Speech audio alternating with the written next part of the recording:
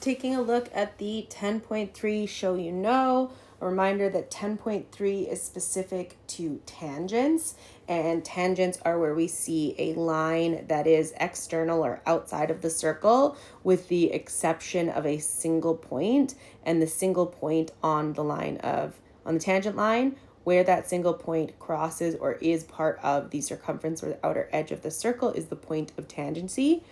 And any time that the point of tangency forms a line through the center of the circle, we know that that line is going to become a radius or diameter, and that radius or diameter becomes a perpendicular angle to the original tangent line. So in this question, we get told that line segment AF is tangent to the circle at point E. Because we know that it is tangent to the circle at point E, we know that we have a 90-degree angle formed as a result.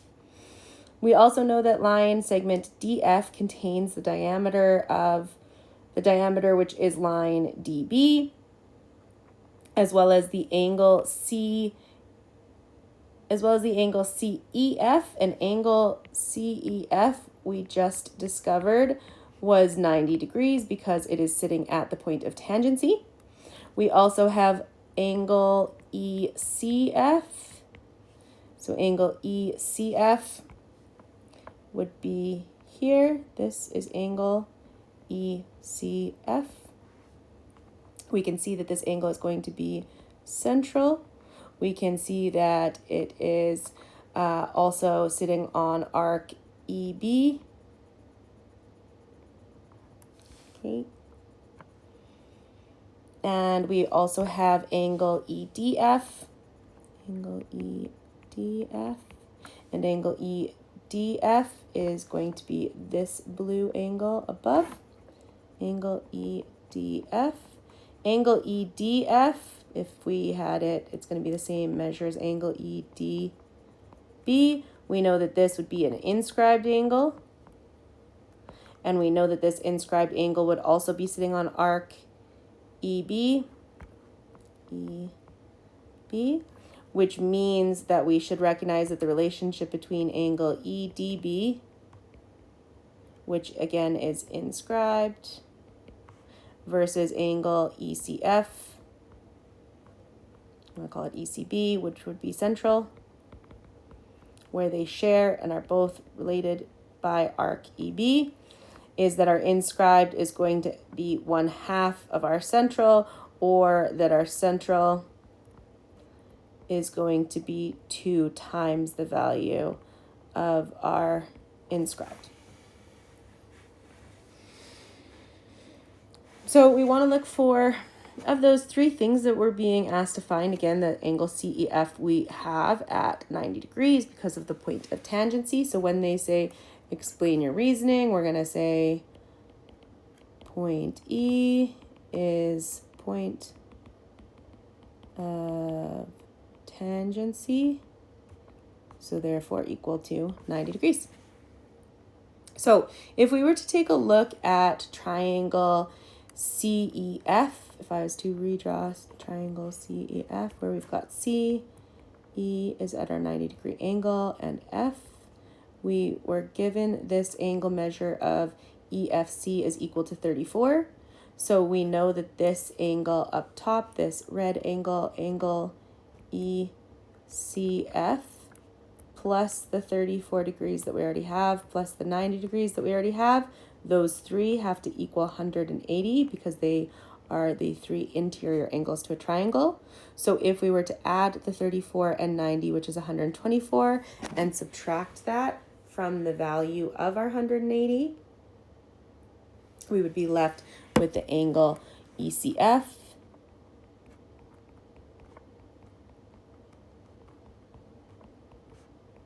which means we are left with an angle measuring 46 degrees. So now we know that angle ECF is equal to 46 degrees. So our central angle there, if that is equal to 46, and again, that was our ECF or our ECB, then when we go to our inscribed angle, our angle EDF, we know that that angle EDF is equal to 1/2 of angle ECB, or ECF, which means it is equal to 1/2 of 46, which means it is equal to 23 degrees. So we know that this interior angle is 23 degrees. In Show You Know 2, coming out of 10.3, again, we're continuing to work with tangents. So let's see what we can pull out of this question. In the diagram shown, we've got line PQ, which is tangent to the circle at point Q. So because of that, we know, let's see if this is working. We know that we've got a 90-degree angle formed by angle RQ. P is 90 degrees, and we know that because Q is point of tangency.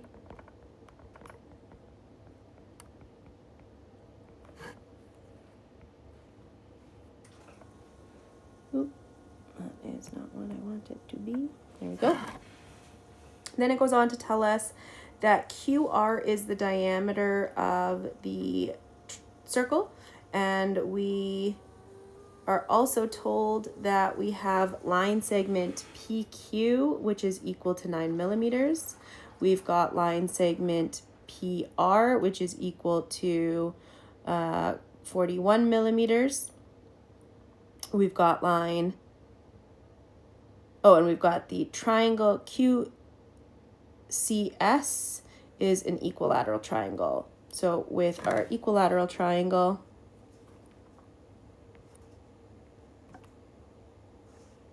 we think about, we've got C, Q, and S. This equilateral triangle tells us that because we've got three equal angles, that line CQ is equal to the line CS is equal to line SQ. We also want to recognize that line CS is a radius, as is line CQ is also a radius. So whatever length we determine them to be will be supportive in determining the radius. We also know that because we've got 3 equal sides, we also have 3 equal angles. And in order for those 3 equal angles to be exact, we're going to take the 180 and divide it by 3 to determine the equal angles of 60, 60, and 60.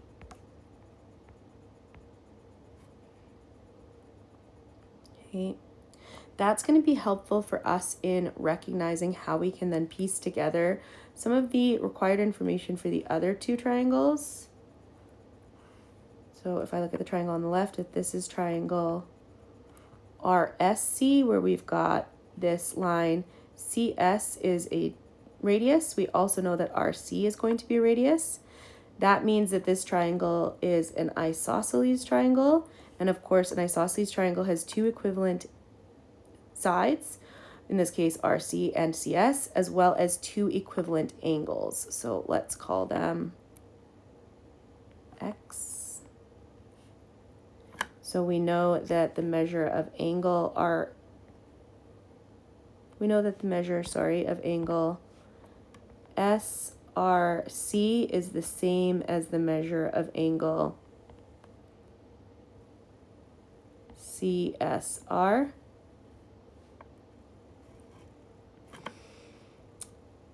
Then we've also got, if we were to imagine line CQ coming down below, we know that these 2 are equivalent to each other. But because we can see that this line, this RCQ, forms a straight line, we can think about that as being 180 degrees altogether. And so if we were to then, let's say, label this side Y and label this side Z, we know that Y plus Z have to equal 180 degrees because they form a flat line. But we know that the value of Z is 60 because we already solved it earlier. So we know that Y plus 60 has to equal the measure of 180. So that tells us that we know that the angle of Y has to equal 120. Because of that, We also know if our y is equal to 120, then we can come back to this triangle and recognize that 2x plus 120 is equal to the interior sum of a triangle is equal to 180, which tells us that our two unknown angle x's have to combine to a total value of 60, which tells you that each of those x's is going to be 30 degrees. So we know that we've got 30 degrees here and 30 degrees here. Lastly, we can look at, let's check in with the question. So what is the length of diameter QR? We don't have that just yet, but that we will solve for next. So now looking at the third and final of the three triangles presented in the circle, now we've got triangle RQP. We know that line QP has a measure of 9. We know that line RP has a measure of 41, but we don't know what the diameter is or what line QR is equal to. So I'm going to label that D in recognizing we're speaking of the diameter. So in this case, we would have, because our hypotenuse is given as 41, so we would have 41 squared minus 9 squared is equal to our unknown diameter squared.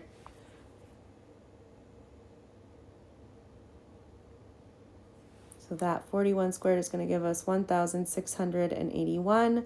We know that our 9 squared is going to give us 81. And again, that is going to give us the diameter squared, which means that when I complete that subtraction, my diameter squared is equal to 1,600. And then we are going to square root that 1,600 to give the diameter value.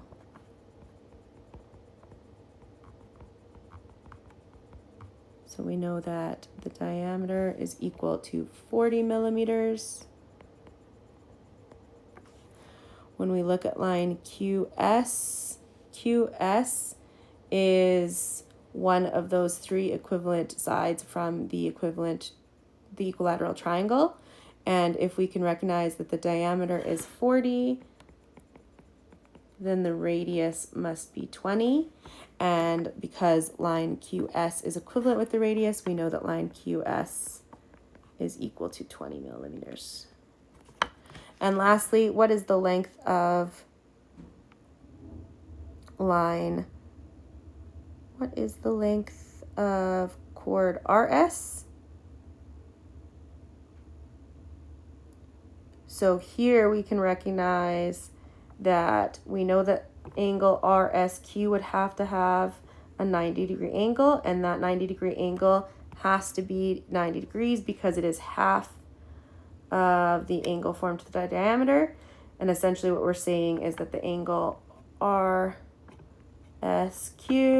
because it is inscribed, is equal to half of the central angle, which is angle RCQ, pardon me. And again, that's half of 180, which is where the 90-degree angle came from. Because of that, what we are saying is we end up with one final right angle triangle. Now we've got RSQ. We've got a 20-degree arm on the bottom. We've been given the diameter, or the hypotenuse, is equal to 40, and we want to know what is the length of RS. So again, because we've got the hypotenuse squared and an arm squared, we're going to do 40 squared minus 20 squared is equal to RS squared, which means that we've got 1,600 minus our 20 squared, of course, comes out to 400, which means that 1,200 is equal to the value of our RS squared, and that when we square root that, we are going to get an answer of 34.64. So we are going to round that to the nearest millimeter, it asks us. So line RS is equal to 35 millimeters. Because when we round to the nearest whole, we want to look at the ones position, but the 10th position is actually what makes the decision. Since 6 rounds up, we're going to increase that underlying digit one more to leave us with 35.